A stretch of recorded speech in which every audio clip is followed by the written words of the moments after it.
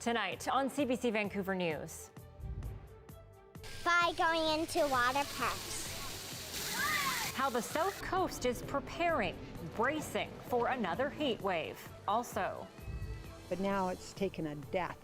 We need action.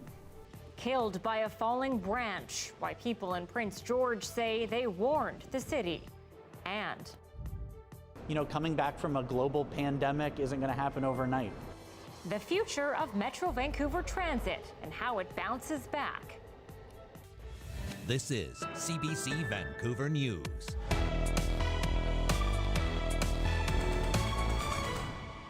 Good evening and thanks for joining us. Well, another heat wave is upon us with temperatures expected to climb into the upper 30s. There's concern after hundreds of deaths during the first run of extreme heat. But as Isabel Regam tells us, there's also been lessons learned. Expect long lineups at city pools as people try to stay cool. Tickets for a swim in Kitsilano are going quickly. First summer. Yeah. It's one of the ways British Columbians are trying to stay cool yet again. I bought two $15 kiddie pools from Canadian Tire. I filled them up with a garden hose and I can fit like 60% of my body in there. Extra fans. Yeah. AC unit that I had, thank God, because the pregnancy isn't doing good with the heat. Environment Canada says temperatures across southern BC will feel like the high 30s or even the low 40s further from the water, with little relief at night. We'll start to see hot temperatures on Wednesday, but the peak on the coast is going to be Thursday and Friday. Whereas in the southern interior, we're expecting things to be about a day later. So kind of ramping up on Thursday, but Friday, Saturday are looking like the hottest days. Temperatures are not expected to reach levels seen in June when hundreds died as a result of the heat. Still, experts warn these conditions will be dangerous. The June heat wave, we learned that while we had kind of the big pieces in place in the city to help and prepare, we really missed a lot of people fell through the cracks. So several recommendations were made to improve the city's heat response. Things like talking with BC Transit to provide mobile cooling stations. So instead of asking people in wheelchairs or, again, seniors or people who have mobility challenges to go someplace, they can actually go right in front of their building and get access. That's one recommendation that has so far not been implemented. But the city of Vancouver and several other municipalities have extended cooling center hours, hoping to give some relief from the heat. Others are finding their own methods. By going into water parks. Water parks, shade, extra drinking water, and finding a cool space. Anything to stay safe from the scorching heat. Isabel Regam, CBC News, Vancouver. And get out the sunscreen. Well, emergency officials are again pleading with people to obey wildfire evacuation orders and keep drones and boats away from fire crews. More than 260 wildfires are burning in BC right now, and people in more than 6,200 properties have been ordered to leave. Lightning is being blamed for the majority of the fires. Officials say they're concerned about people refusing to leave as fires approach. We can't ask firefighters to risk their lives and face down a wall of flames because someone made an unwise decision to not evacuate.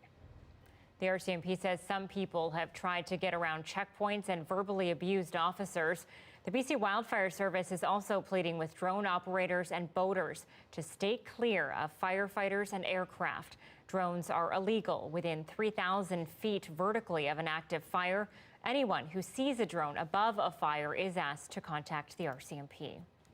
Let's bring in meteorologist Johanna Wagstaffe now. And Joe, the impending heat wave cannot be good news for fires. Unfortunately, Anita, this is going to dry our fuels out rapidly. Today was sort of the last day that the wildfires sort of reaping the benefits of the rain and the cooler temperatures over the weekend, so to speak. This was sort of the last seasonal day, the last day that fuel's sort of hanging on to the moisture. We're going to see things turn around tomorrow, and with that, some gusty winds. But I want to take you right now to the latest warnings and special weather statements in place. We have that same air quality statement that's been in place for basically the entire summer for the interior. Underneath that is now a special weather statement for high temperatures And yes, that is an excessive heat warning in place now for Metro Vancouver, issued earlier today. It covers Victoria, east side of the island, the Sunshine Coast, all the way through to the Fraser Valley. This is going to be a hot run, as we heard from Isabel. Wednesday to Sunday morning is the peak of the heat. I just want to show you a snapshot of Friday's forecast. This is when we're looking to get the peak of the heat, and you can see temperatures across Metro Vancouver will be in the low 30s to mid 30s, and this is without a humid X factor. So dangerous heat once again moving in. We will be challenging all-time August records. Here's a snapshot of Wednesday's temperature. Again, Thursday, we'll really start to feel that oppressive heat. It's overnight lows, Anita, and it's also the humid X value. So I'll break that all down and talk a little bit more about when we can expect that relief later on in the weekend and what that'll feel like coming up. Everyone looking forward to that for sure. Thanks, Joe. You're welcome. As vaccination rates in BC slow down, new cases of COVID-19 are still on the rise. Almost 400 today, with the rolling average doubling in just 1 week. Thankfully, though, there have been no new deaths. Hospitalizations are also up to 71. That's the highest in 1 month. 23 people are in intensive care. Almost 60% of the province's active cases are in the Interior Health region. And because of those high numbers in the interior, Kelowna General Hospital has had to reschedule elective surgeries to make room. They've notified patients directly to book for a different time for their procedures. Interior Health says the majority of the hospital's COVID-19 patients are young adults who have not been fully vaccinated. A senior in Prince George is dead after being hit by a tree branch in a local park. Community members say this isn't the first time falling branches have been a threat. As Benit Braich reports, people living there want action to avoid another tragedy. It was in this park, a senior man sitting on a bench near his dog when devastation hit. I heard this huge crack, and I looked in the park and I could see from the top of the tree going to the bottom of this branch breaking. That cracked branch fell and hit the man in his early 70s. The head injury was so bad, it killed him. Neighbors say they've complained about decaying cottonwood trees to the city for years. Last year, a full tree fell and just narrowly missed a few people. And again, nothing was really done other than cleaning up the fallen tree. Now it's taken a death we need action. The community doesn't want every tree to be removed, just the ones that pose a danger. This arborist says cottonwood trees especially are notorious for breaking. Known for a phenomenon called sudden limb failure. During prolonged dry spells, limbs tend to get weak, especially with cottonwoods because they're brittle and weak to begin with. And limbs will fail without any obvious external force such as wind or snow load. They'll just break just randomly. With such a clear risk, one councillor is questioning why benches are even being put under large trees. We simply can't say, it's the nature of the beast and just watch it when you go in city parks. So it's a big issue.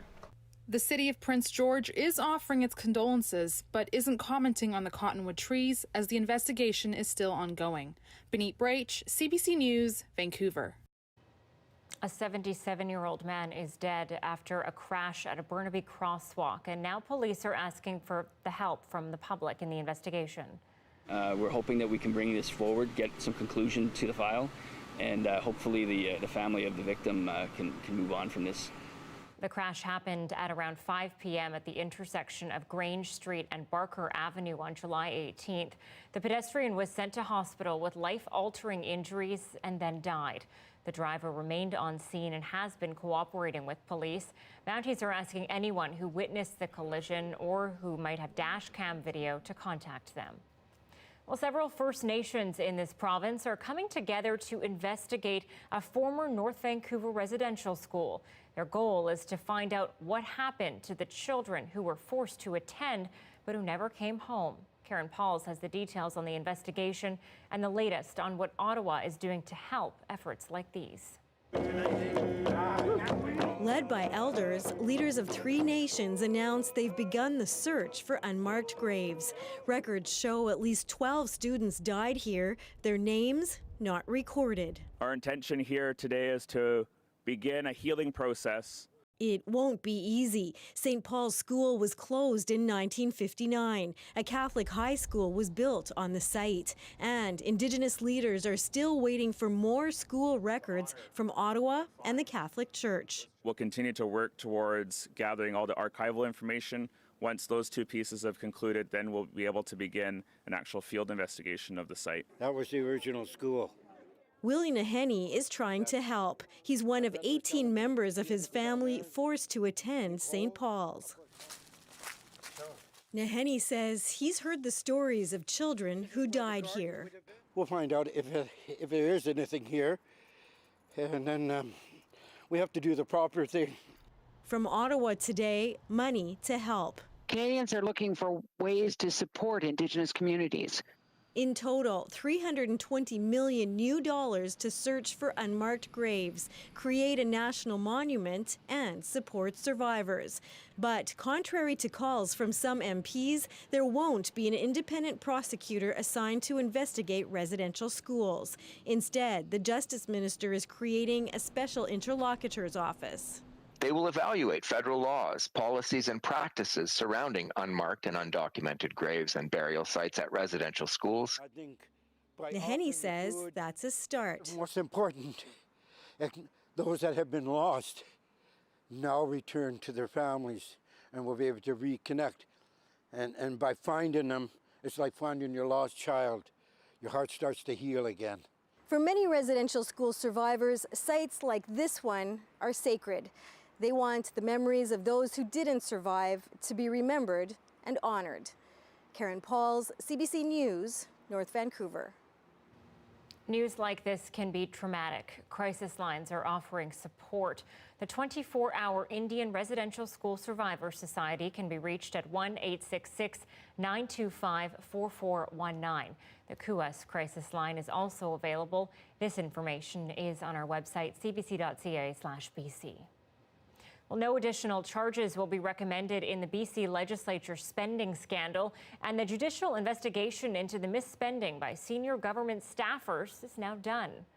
The special prosecutors say that after reviewing the RCMP's investigation into the case, they don't feel any charges beyond those already approved would be upheld in court. Former legislative clerk Craig James already faces 5 charges, including breach of trust and fraud in excess of $5,000. He's pleaded not guilty, and his trial is set for January. Well, another sign the federal government is planning to call an election soon. Steveston Harbour and other harbours along BC's coast are getting a fresh injection of cash for repairs and upgrades over the next 2 years.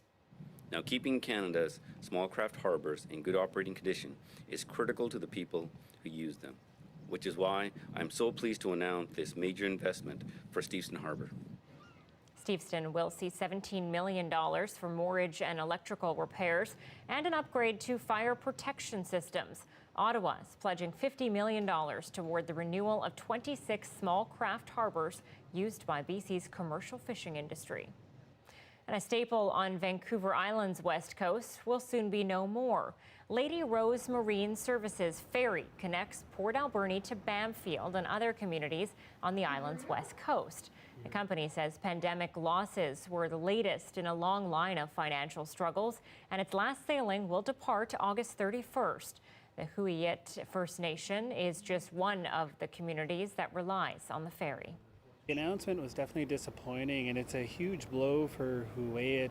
We utilize the Lady Rose Marine Services on a daily basis, whether it's our citizens utilizing it for freight or travel, for medical and non-medical reasons. It's a blow for our group of businesses.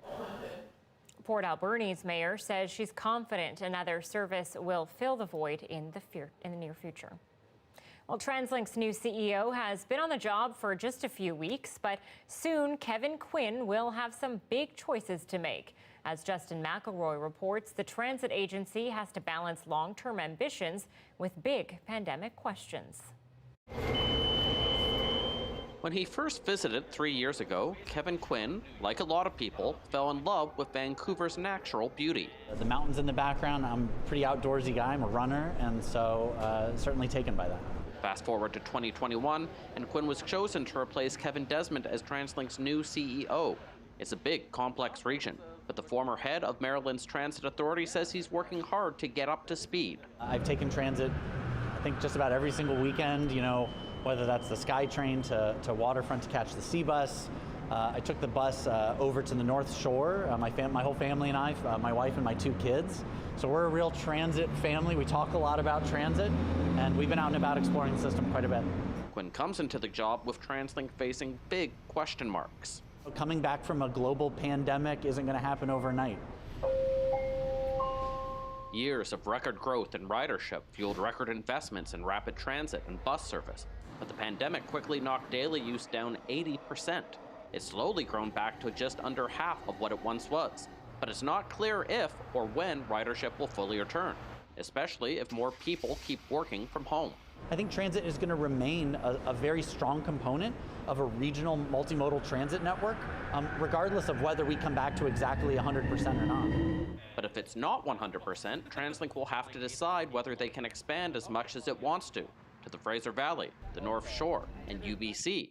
And then there are questions if their current funding model is sustainable. With ridership down, we've got to take a close look at our varieties of revenues that are coming in, whether that's fare payments, the gas tax. We know that people are driving less. We know that people are switching to more fuel-efficient vehicles, and that gas tax isn't going to be around forever.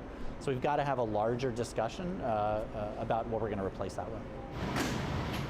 Like most newcomers to Metro Vancouver, though, Quinn is hopeful. I think we've got some big projects ahead of us, and that I'm really optimistic about the future of transit. Though how open the doors will be for growth, still very much to be determined. Justin McElroy, CBC News, Burnaby. And CBC Vancouver News is back to normal on television at 6 p.m. every night. You can also watch us live on CBC Gem, Facebook, YouTube, and we also have content on Instagram. A Chinese court has upheld the death penalty of a convicted BC man. Coming up, why some believe the timing of the ruling isn't a coincidence.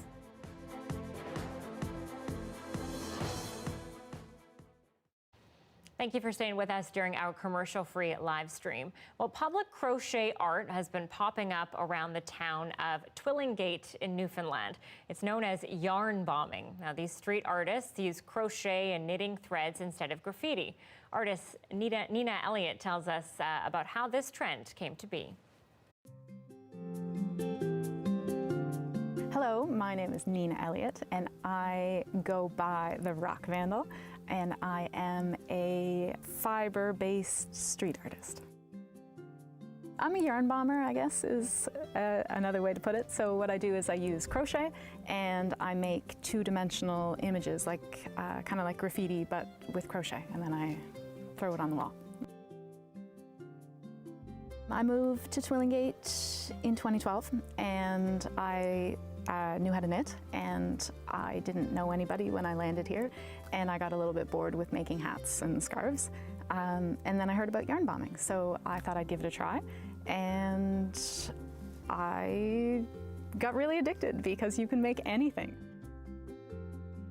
There's 4 businesses that are kind of sponsoring the idea of an outdoor art gallery in Twillingate using the theme A Time in Twillingate. I made one for Twillingate Adventure Tours. I made 3 ox, and there's a big caption that says, "I heart kayaking." So then I also have Georgina Sterling, which was a famous opera singer from the 1800s, and I've got her up on the Anchor Inn. And then I also have a huge codfish, and that's on Annie's Restaurant. And I made also a giant rainbow, and that's on the Crow's Nest Express Cafe.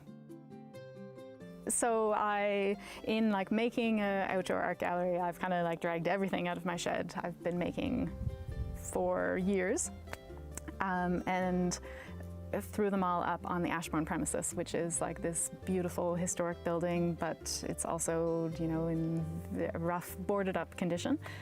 So I have put up a mummer and a whale and Sasquatch and Homer Simpson and Waldo and Wenda, his girlfriend, and Woof, his dog, and also a Queen's Guard. When I first started yarn bombing, I kind of like expected that people were going to give me a hard time or tell me to stop, but nobody has told me to stop. 5 years later, I'm still going. People are super positive. It's like, it's fun for me to drive around and see that I've got stuff kind of all over town, but also super fun to see people stopping and taking photos and then sharing on social media. So that's like the kind of cycle of it, that people can have fun finding it and then have fun posing with it, and then they can hit me up on Instagram and let me know that they found it, and I can see how they engage with it, because everybody kind of engages with something differently, and that's always fun to see how people do that.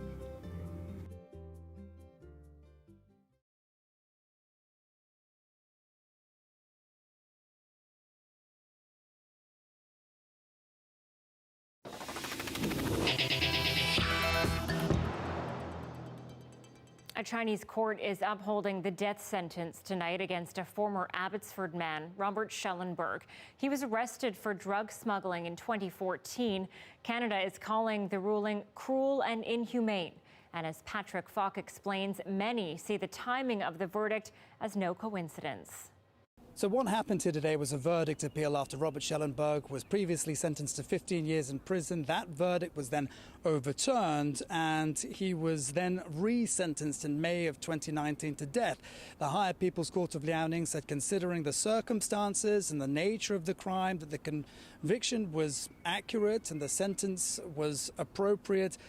Robert Schellenberg, as we know, was found guilty of trafficking more than 200 kilograms of methamphetamine. This isn't what's in question here. Canada said that it strongly condemned the verdict because it said that the re-sentencing was arbitrary. It also said that it was against the death sentence because it was cruel and inhumane. But this doesn't quite end here, because the verdict will now be sent to the Supreme Court of China for review. And Ambassador Dominic Barton said that Canada would continue to fight for clemency. But when that review happens isn't clear, because there's no set timeline for when that takes place under the Chinese system. And people are, of course, going to be linking this to the case of Meng Wanzhou. Her case, her extradition case to the US, is entering its final stages right now in Vancouver. And Ambassador Barton said that he didn't think it was any coincidence that this was all taking place at the same time. He's next moving on to the city of Dandong, 3 hours away from where he was earlier today. We are expecting a verdict in the case of Michael Spavor there on Wednesday. And inevitably, we are going to be looking to that verdict and trying to read into it what China perhaps expects of the Canadian court system and the way that it deals with Meng Wanzhou. That's Patrick Falk reporting for us tonight. Now, Canadian relations with China have been abysmal since Meng's 2018 arrest here in Vancouver. Both sides hurling accusations, even economic sanctions at each other since then. Travis Dunraj looks at how her case is playing into the looming verdicts of two other Canadians. Canada's ambassador to China in Dandong last night draws a straight line between Robert Schellenberg's failed appeal and what's happening in a Vancouver courtroom this week. I don't think it's a coincidence that these are happening right now while events are going on in Vancouver.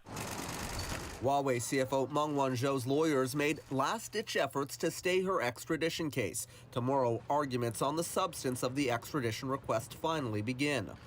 If she were to end up in jail in the U.S., Beijing would find that extremely insulting, a big loss. Canada-Chinese relations took a nosedive after RCMP arrested Meng in 2018 at Washington's request, just before Michael Spavor and Michael Kovrig were detained. They are trumped-up charges for which there's absolutely no basis in law. Today, as Spavor waited to hear his fate, Ottawa condemned Robert Schellenberg's death sentence.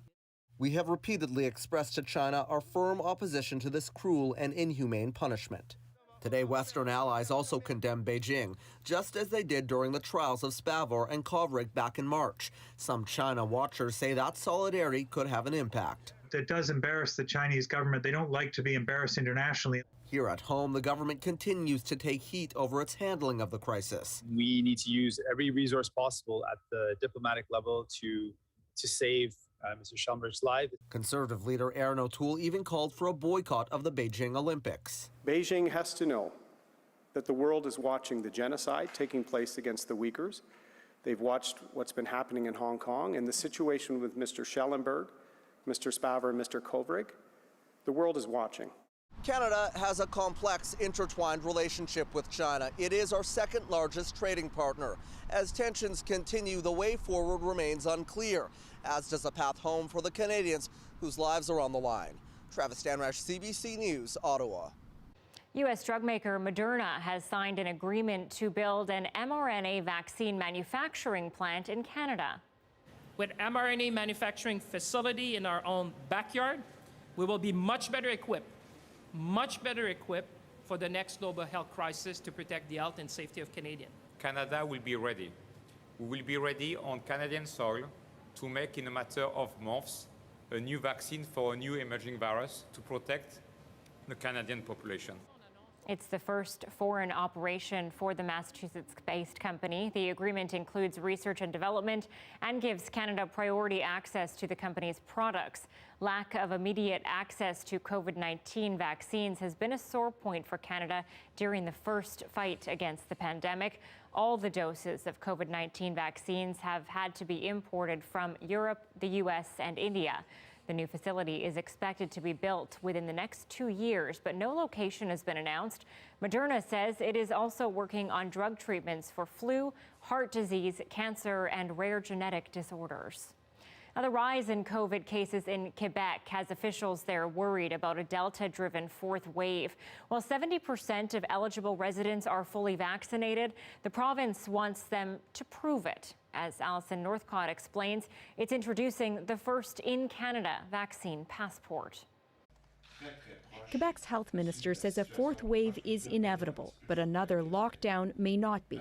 So that we do not have to reconfine and to avoid closing activities or businesses, the best way is vaccination. But we will also use the vaccination passport. As of September 1st, at places like restaurants, bars, and festivals, people 12 and up will have to prove they're vaccinated to get in. It won't be mandatory for staff who work there.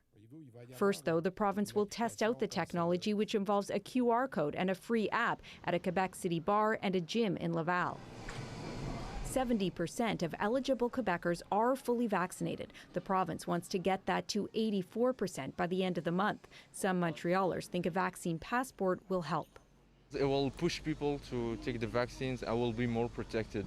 I think it can bring more people to get vaccinated. They want to go to restaurants again, hang out with their friends again, so I think that's a good idea, yeah. But others worry about the requirement. It's almost a sense of discrimination too, I think, at the same time, you know, like how far is it going to go?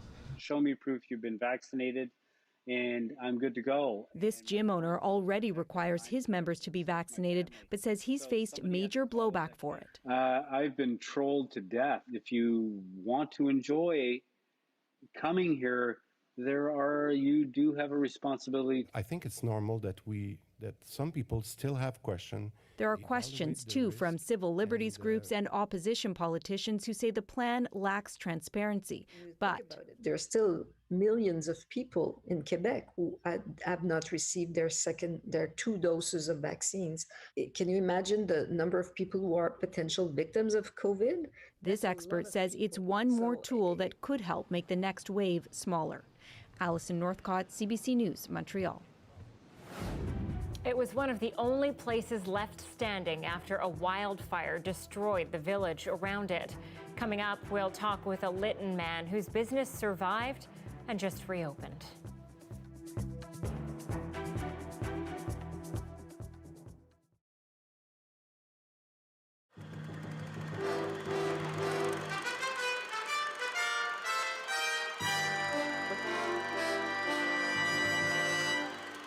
It's the time of year when most Canadians try to beat the heat. But in Vancouver, 48 people decided to look for trouble. They took part in a daring test of endurance involving one of the hottest foods known to man, the dreaded jalapeno pepper. Fred Causey was there. What is going to happen to the people who eat a lot of peppers here today? What's going to happen to their bodies? Tonight, nothing. Tomorrow, you know the Johnny Cash song, Ring of Fire? I think only personal experience can tell what happens then. But I believe it hurts both on entry and exit. But that doesn't scare Robert Milicevic. He thinks he's going to win, and he's been training for 10 months. Oh, for the past few months, I've been eating nothing but jalapenos with everything I've been eating.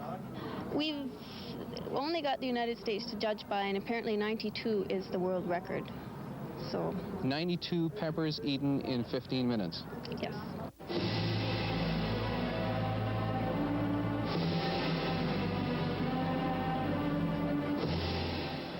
Yes, folks, these peppers are so hot, they need a firefighter to bring them in.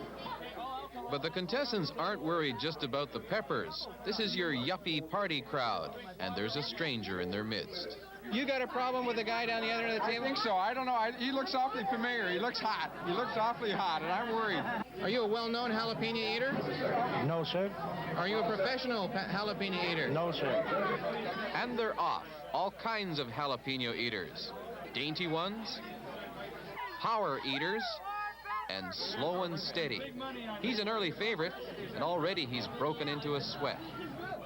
This woman here is 5 months pregnant. Tell me, are you worried at all about doing anything damaging to your health here? No, my doctor said it was okay. Your doctor said it was okay. Yeah. Now, why did you do this? I want the T-shirt. 58! You'll break the record. 58! Whoa! Come on, are you going to keep going for 59?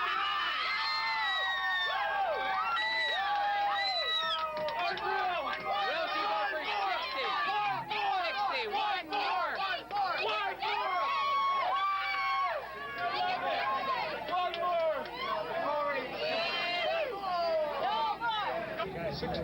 61. 61. What's the record today? 61 is the record. Keep going. I'll go for 62, and that's it for today. No. There might be another one higher. Keep going, man.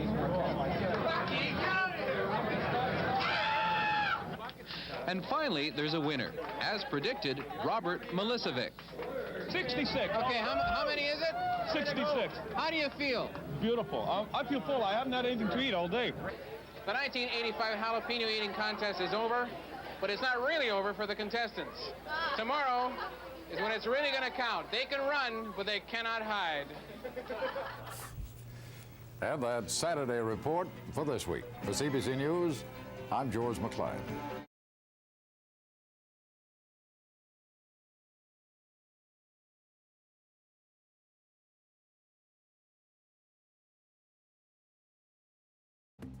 Here are some of the stories we're following tonight on CBC Vancouver News. And I heard this huge crack. And I looked in the park and I could see from the top of the tree going to the bottom of this branch breaking. A senior is dead in Prince George after a cottonwood tree branch fell on him. Now, people living there say more needs to be done to protect others from similar situations. They say they've warned the city for years that many of the cottonwood trees are dangerous. Extra fans. Yeah. AC unit that I had, thank God, because the pregnancy isn't doing good with the heat, but no, it's good. Another heat wave is in the forecast for BC's south coast starting tomorrow. Temperatures are expected to climb into the upper 30s. This will be the third time this year extreme temperatures have blanketed the province. And that heat is not good news for firefighters battling hundreds of blazes burning across BC. Crews say drones and boaters are also hampering their efforts. More than 6,200 properties have been ordered evacuated right now. And a well-known rafting resort is now open again after that devastating Lytton wildfire forced its closure back in June. Andrew Fanrich is the general manager of the Cumsheen Rafting Resort. Andrew, thanks for joining us tonight. Thanks for having me. Now, you originally told the resort was destroyed by that fire. Tell me about that, and then learning that that actually wasn't the case. Yeah, it was pretty devastating. So we're fairly certain that the village of Lytton didn't fare too well from the fire. I had family in town at the time of the blaze down there, and yeah, reports came in pretty early that the town was destroyed.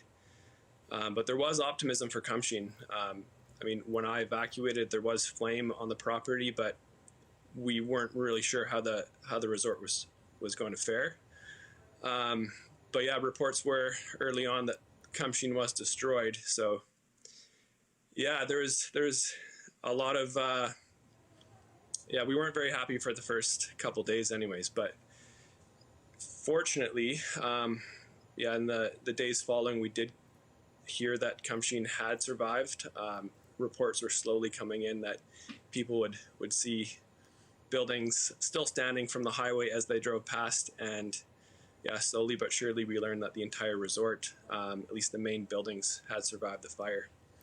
Now, I haven't cried as a grown man very many times, but definitely let it go there, and it was a pretty emotional moment hearing that Kamshin had actually survived. Well, and hearing that Kamshin survived, but that wasn't the case for your own home, which was lost in the fire. So tell us what that was like. What has it been like losing all of your memories? Yeah, that was pretty tough for sure. Owned the house for about 15 years and put a lot of love into it, a lot of renovations, and there's a lot of memories there. Like my son was born in that house, so yeah, it was pretty hard to hear that the house had burnt down. I mean, my brother lost his house as well. My sister lost her cafe, and my mom also lost her Chinese history museum. So we had a lot of loss in the family, but yeah, ultimately having Kamshin come out of the fire relatively unscathed, we're still quite fortunate for sure. So lucky that we still had that. But, you know, with all of that loss, how have you managed to open the resort again so quickly when you're dealing with all of these other things that have burnt down? It's been tough for sure. We luckily had a dedicated crew. A lot of our staff were willing to come back right away as soon as possible. And yeah, for the last 3 weeks, we've been doing some pretty ugly work, cleaning up the resort and yeah, preparing it for guests. So we've been working hard, and yeah, luckily this past weekend we were able to open. And how much more do you have to clean up? I know you had mentioned that some of the structures at the resort did burn, and there's a lot of work around that. So how much more do you have to do? Yeah, well, we lost about 9 of our 18 canvas cabins, as we call them. They're a yurt that we rent out to our guests. So there was a lot of cleaning initially with those. Cleaning up the metal bed frames and whatnot that survived the fire. Most things totally burnt down to ash, but some things need to be hauled away. So dealt with those. And yeah, there was a lot of ash all over the property that we had to clean up and danger trees to take care of. And now, yeah, the rebuilding starts. So already this week we're going to start rebuilding those accommodation units. So yeah, we're slowly but surely going to get back up to our original capacity. Well, we appreciate your time today. Andrew Fanrich is the general manager of the Kamshin Rafting Resort in the Lytton area. Thanks, Andrew. Thank you. After that historic gold medal win in Tokyo, some players of the women's national soccer team returned home today. Their hopes for the future of the sport in Canada next. And at 6:37, you're looking at a live shot downtown Vancouver with the North Shore in the background there. A hot, sunny day for most of BC today, and that heat will continue to build over the week. Joe will have your full provincial forecast next.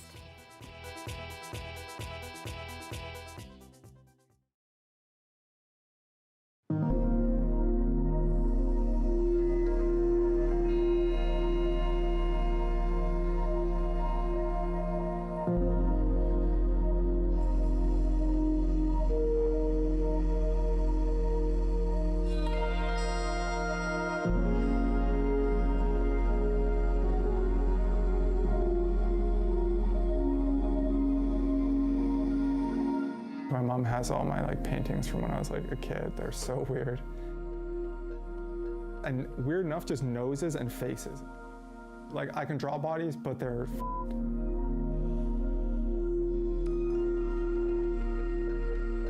I just have focused kind of on facial features. I don't know why. I think there's something super interesting about that. terrible in school, but have always been in art class, and like that's always kind of been the thing that has kind of kept me going in a weird way, you know what I mean?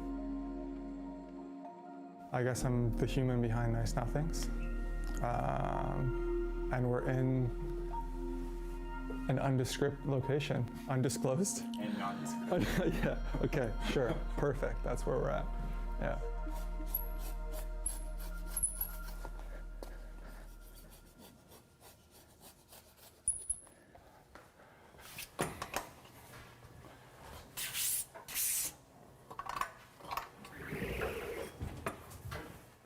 So I'd been working graphic design for 5 years.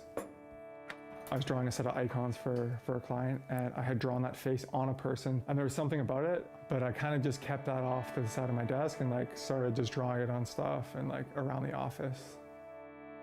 At that time that I drew that smile, I was super depressed, and like I'd walk around downtown and I'd just see everyone look down at the crosswalk before they crossed. And there's like a perfect white strip there. And there was part of like doing it that was like cathartic for me. I think it's an idea and like an embodiment of the idea that you can really do whatever the f you want with your life. Doing whatever and just trying to be super positive about everything. Like sure, I started drawing that smile, and that's kind of the face of it, but I'm a practitioner of its message.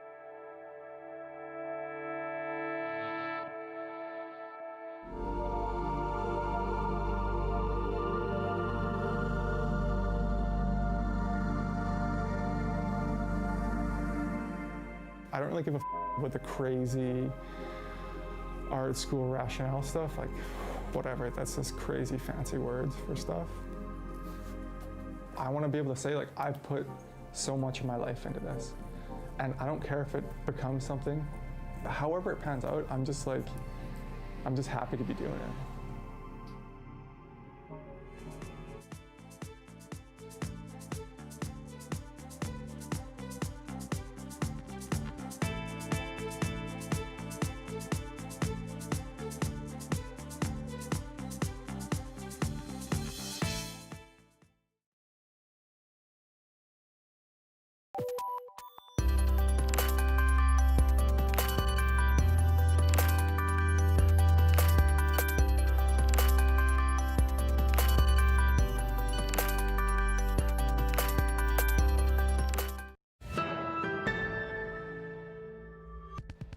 A thrilling Olympic gold medal win against Sweden has launched Canada's women's soccer team into the spotlight.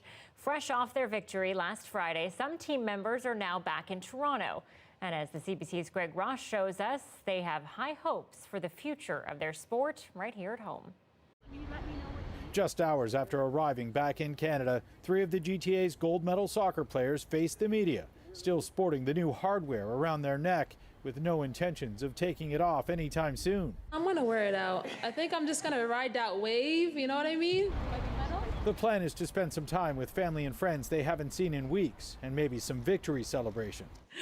Yeah, there might be one or two. Despite having had several days to reflect on what was undoubtedly the biggest win of any of their careers, the magnitude of the moment is still sinking in. To be on that podium and to hear that anthem at the end, all the emotion just came to me. So what it means to me, it means everything. 4.4 million Canadians tuned in to watch the gold medal game on CBC, with hundreds of thousands more streaming online. An enthusiasm they say they could feel thousands of kilometers away in Tokyo. The messages that were pouring in, we felt that, and I feel like that was really, that's what pushed us. And they hope their win will push the next generation of young girls, hoping to follow in their footsteps. I'm just hoping to inspire them like we were inspired when we were young, and I just hope that it's that catalyst effect where we're going to be seeing a lot of these young people wanting to play for the national team and hopefully continuing to win more gold medals and hopefully a World Cup. All 3 of these players are currently members of professional teams overseas. They hope the biggest legacy of this gold medal is an opportunity to play professional soccer right here in Canada. To have a team in Toronto or anywhere in Canada would be amazing for us. I'd love to come home to Toronto and play. The possibility of a Canadian Women's Soccer League has been talked about for years, but now more than ever, Soccer Canada is pushing hard to make it a reality. I can tell you one thing, winning that gold medal helps big time. Greg Ross, CBC News, Toronto.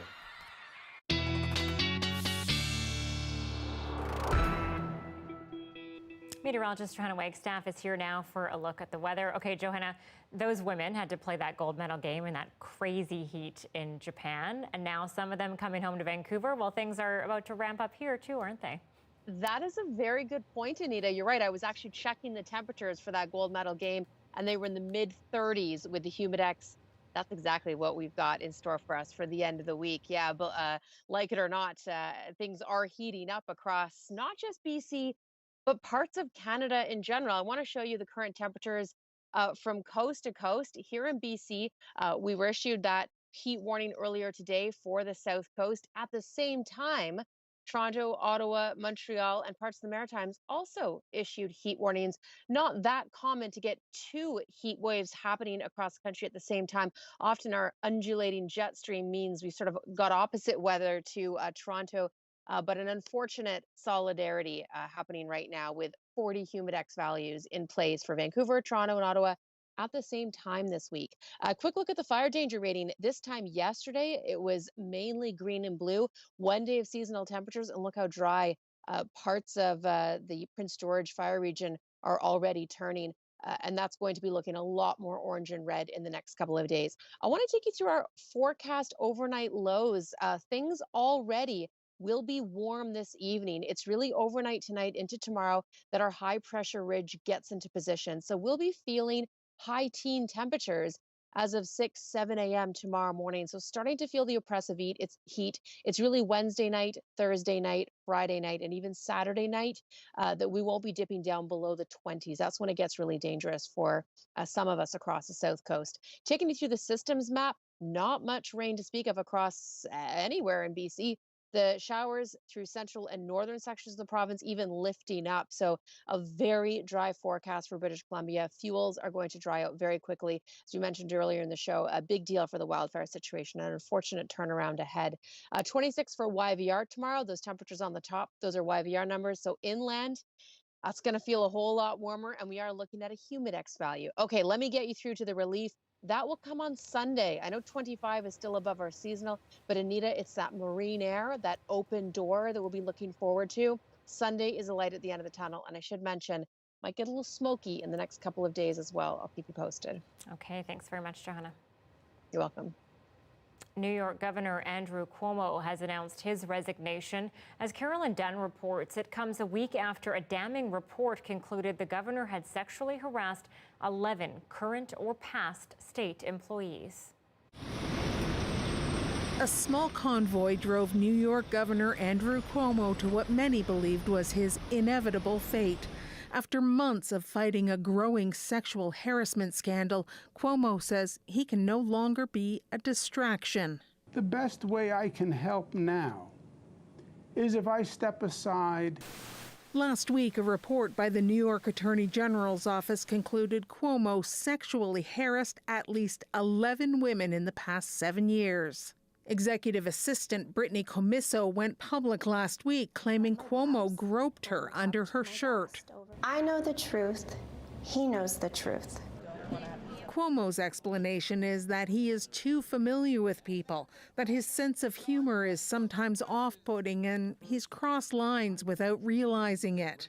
This is not to say that there are not 11 women who I truly offended. For that, I deeply, deeply apologize. What he will not do is admit that his behavior rose to the level of sexual harassment or assault, nor will his lawyer, who says Cuomo hasn't been given a fair chance to defend himself. And everybody should have a chance to respond. And everybody should be scrutinized with what they say by facts, context, and evidence. That may happen in the case of Brittany Commisso. She has filed a criminal complaint against Cuomo. It was not welcomed, and it was certainly not consensual. Not so long ago, Cuomo was a rock star politician, a 3-term Democratic governor with a national profile. Now he will leave office in 2 weeks, trying to salvage what is left of his heavily tarnished reputation. Carolyn Dunn, CBC News, Washington. And one of Jeffrey Epstein's accusers is suing Prince Andrew, saying he sexually assaulted her when she was 17. The allegations aren't new, but as Dominic Valetis reports, it's the first time Virginia Giuffre has filed a suit in federal court. This is a civil complaint. It was filed in a federal court in Manhattan yesterday afternoon, and it alleges Prince Andrew sexually abused Virginia Giuffre on 3 occasions when she was under the age of 18, which was about 20 years ago.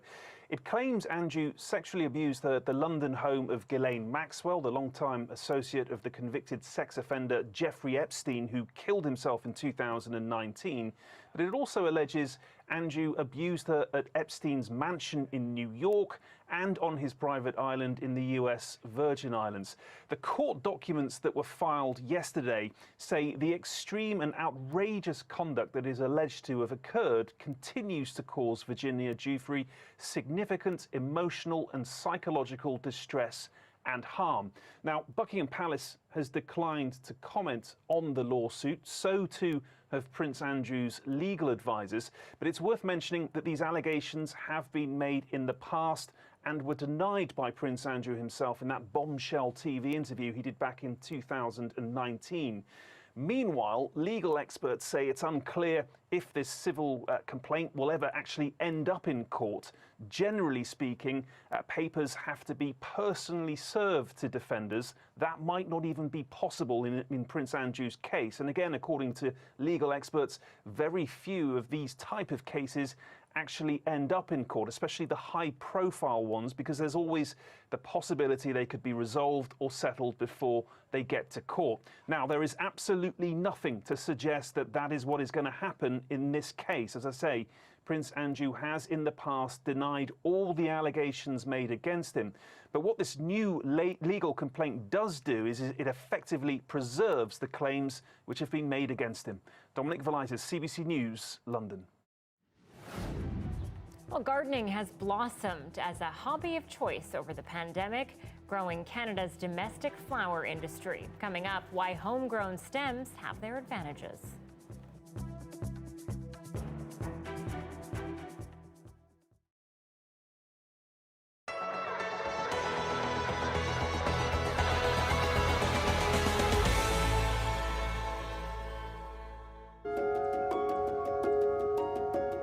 Just look around, you can pick out 5 things, and somebody might not pick up the same things, but you're still in the forest and you're still like taking it all in, and it's sort of get down to your roots almost, get a real connection with nature. The city decided that it wanted to give the citizens of Charlottetown a chance to reduce stress levels, improve their mental health, and give them a chance to explore Victoria Park a little bit better. And we do that with a thing called forest bathing walks. And these walks are an old practice. It's been happening all around the world. And the thing with forest bathing walks is it's more of a meditative experience more than like a regular walk through the woods. We don't like it to be, we don't talk very much. So we're going to be focusing a lot on our senses. And so we start most of every tours with 10 deep breaths.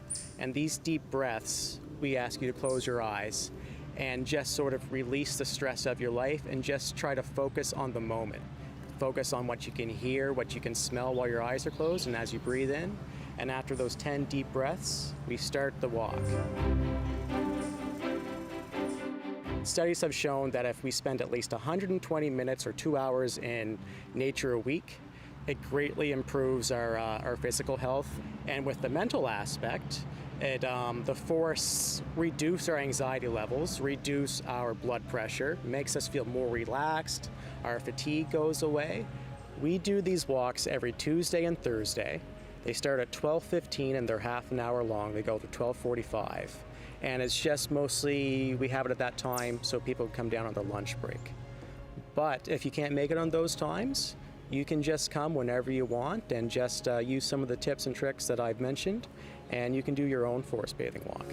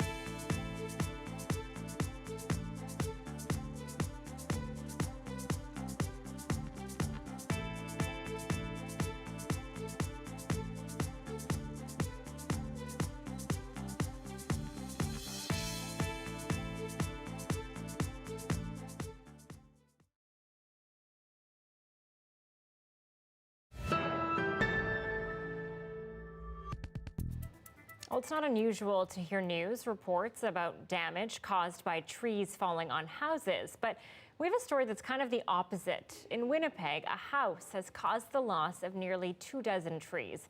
And as Sean Kavanagh reports, now the city is trying to get to the root of the mishap and get the trees replaced. As far as a miscalculation about whether something could fit down a street, this was a big one. Winnipeg police say they arrived on Roblin Boulevard around 7 a.m. Saturday morning to facilitate the move, but instead found more than a dozen trees cut up. They called the city's forestry branch, and some tough decisions had to be made. The house was stuck, and more trees would have to be cut down. There was no going back. It couldn't turn around, couldn't reverse, couldn't change their shift the load or any of that. Staff actually had to make a call tree by tree, one by one, as the truck proceeded to determine whether a tree could be saved or preserved and the truck could get around it. So it was literally a one tree by one tree decision. The city says 23 trees were ultimately lost because of the move. Officers did a brief investigation and promptly charged the driver with mischief over $5,000. The incident blew up on social media, and the area councillor was hearing the buzz. Klein wants the city to go after the movers with a legal chainsaw. The city should be actively pursuing a civil lawsuit today. Let's get working on this right now to ensure that we receive damages. Dorothy Doby lives a few blocks from where the trees were lost. Doby is a former president of Trees Winnipeg. Trees are part of the infrastructure. They're just as important and much more difficult to replace than bridges and roads and sidewalks. Cola Building Movers declined comment. The company was granted a permit to move the home by the province's motor carrier branch. But the city's forester says, unlike previous applications, no one from the provincial government consulted them on the move. The city's investigating. Sean Kavanagh, CBC News, Winnipeg. Gardening became a popular hobby over the pandemic, and it's led to the industry of specialty cut flowers, blossoming in Canada. As Jesse Anton tells us, domestically grown flowers have their advantages over imported ones. Barb Stefanition-Cote runs Black Fox Farm and Distillery outside Saskatoon. They grow 250 varieties of cut flowers at their U-Pick farm, but it wasn't always easy. She says things like educational resources have really evolved since they first started 9 years ago. If I was going to grow wheat or barley or canola, there are thousands of people in Saskatchewan that I could ask, what is the best time to plant? When do I harvest? How do you fertilize?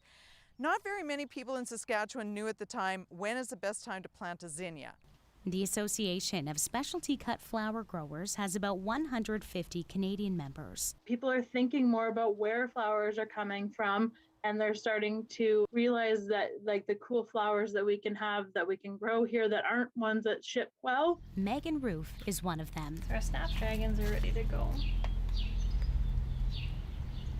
This summer, Ruth started Hatch Flower Farm, growing both in her Regina backyard and on 1/8 of an acre outside of town. And the advantage to that is they're fresh. I can harvest mine 24 to 48 hours before giving them to someone. They're very fragrant. That's something that you lose during transport. And they last longer in a vase. Another advantage, Ruth says she's been able to beautify her neighborhood with her back alley flower patch. It's just a great way to connect and meet your neighbors. And actually, I've given a number of tours of my yard, just meeting people in the alley. I've brought them into the yard and showed them the rest of the garden. Many are wanting the wildflower Instagram aesthetic over the more traditional, like roses. And cut flowers offer that and a smile. Flowers are pretty much happiness in a bouquet. Jessie Anton, CBC News, Regina.